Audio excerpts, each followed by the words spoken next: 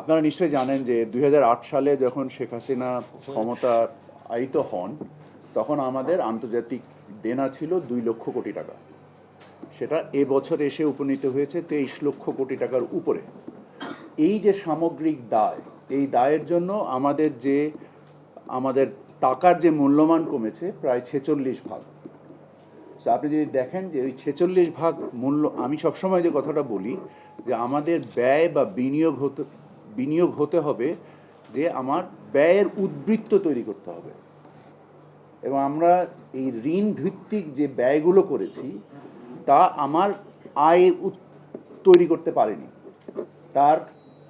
তার ফলে আমার টাকার অবমূল্যায়ন হয়েছে এবং আমার বিভিন্ন রকমের দীর্ঘমেয়াদী দায় তৈরি হয়েছে, যে কারণে আমাদেরকে IMF-এর কাছ থেকেও অর্থ সাহায্য নিতে হয়েছে, মানে লোন নিতে হয়েছে, সাহায্য তো না, লোন নিতে হয়েছে। আপনারা জানেন যে বিগত আওয়ামী সরকারই প্রায় $4 বিলিয়ন যে একটা অর্থ সাহায্য বা অর্থ লোনের যে প্রচেষ্টা চালিয়েছিল, এই সামগ্রিকতার বিচারে শুধু যে পদ্মা সেতু তা না, এটা কর্ণফুলী টানেলও, এটা পদ্মা ব্রিজের যে রেল সেতু লাগানো হয়েছে, যে পায়রা বন্দর করা হয়েছে, যে জায়গায় মাত্র 4 মিটার ড্রাফট, ওইটা কি পোর্ট না ঘাট, এটাও একটা চিন্তার বিষয়। এবং বিভিন্ন রকমের যে অযাচিত এবং অপরিণামদর্শী যে প্রকল্প ব্যয় করা হয়েছে, তার একটা সামগ্রিক রিফ্লেকশন আসছে আমাদের নিত্যপণ্যের বাজারে। এটাতে অস্বীকার করার কোনো জায়গা নেই। এটা আপনি বলছেন, আমি বলিনি। আমি বলছি সামগ্রিকভাবে আপনার ব্যয়ের উদ্বৃত্ত তৈরি করেছে কিনা। আপনার যেখানে পদ্মা রেল সেতুতে প্রকালন ছিল 1400 কোটি টাকা, সেখান থেকে উঠবে, আপনার টোল উঠবে, সেখান থেকে আসছে মাত্র 26 কোটি টাকা। তো এই টাকার এই ব্যয়ের পাবেন কোথায় আপনি? আর তাছাড়া আমাদের যে কথা বলা হয়েছিল যে পদ্মা সেতু হলে আমাদের জিডিপি 2% বৃদ্ধি পাবে, উল্টো আমার জিডিপি কমে এসছে। আপনি বিশ্লেষণ নিজে করেই দেখেন যে এর বিনিময়ে আপনি কি পেয়েছেন। আমি বলেছি যে এই ব্যয়গুলো যদি আমরা ইরিগেশনে করতে পারতাম, যদি আমরা আমাদের লোকাল ফার্টিলাইজার প্রোডাকশনে করতে পারতাম, আমরা কত লক্ষ কোটি টাকার বিদেশ থেকে সার কিনে নিয়ে আসি।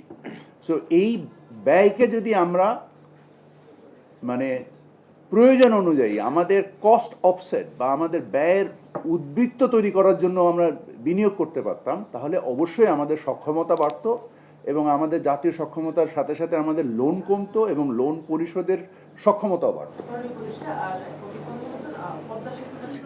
আমার মনে হয় আমরা ফোকাস টু রমজান।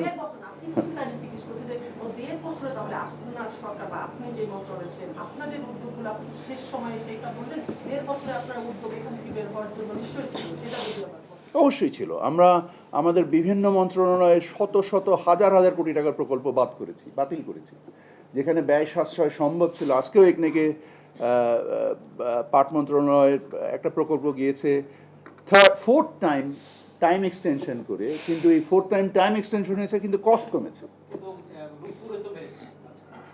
রূপপুরে বেড়েছে 26,000 কোটি টাকা, বিকজ 46% কারেন্সি ডিভ্যালুয়েশন। এই কথাটাই তো আমি আপনাকে বলছি যে টাকার যে অবমূল্যায়ন ঘটেছে, এই অবমূল্যায়নের জন্য একটা প্রকল্পই 26,000 কোটি টাকা বেড়ে গিয়েছে। কিন্তু আপনারা তো আবার আগামী যারা মন্ত্রী হবে তাদের জন্য আবার নতুন করে ফ্ল্যাট বানানোর জন্য আবার অনুমোদন দিয়েছেন, সেখানে তো আমি এই বিষয়ে জানি না।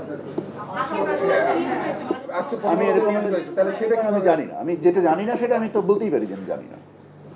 বছরওয়ারি হিসাব করলে এক বছরে সবচেয়ে বেশি ঋণ নিয়েছে অন্তর্বর্তী সরকার। না, কথাটা আপনি সরল ওইভাবে যদি দেখেন, এটার একটা গতিশীল প্রক্রিয়ায় যে IMF-এর লোনটা বাংলাদেশে আসতে বাধ্য হয়েছে। কারণ আপনার যে অর্থনৈতিক বাস্তবতা যদি আপনি আজকে অস্বীকার করেন, যখন দেশের সমস্ত পণ্যের ব্যাংকিং সিস্টেম ডিস্ট্রয় হয়ে যাচ্ছে, অর্থনৈতিক যে সাগর পরিমাণ চুরি হয়েছে শ্বেতপত্রে, আপনারা কি সেটা দেখেন নাই? আপনি কি সেটাকে কনভিনিয়েন্টলি সুবিধাজনকভাবে ভুলে যাচ্ছেন এই কথাগুলো?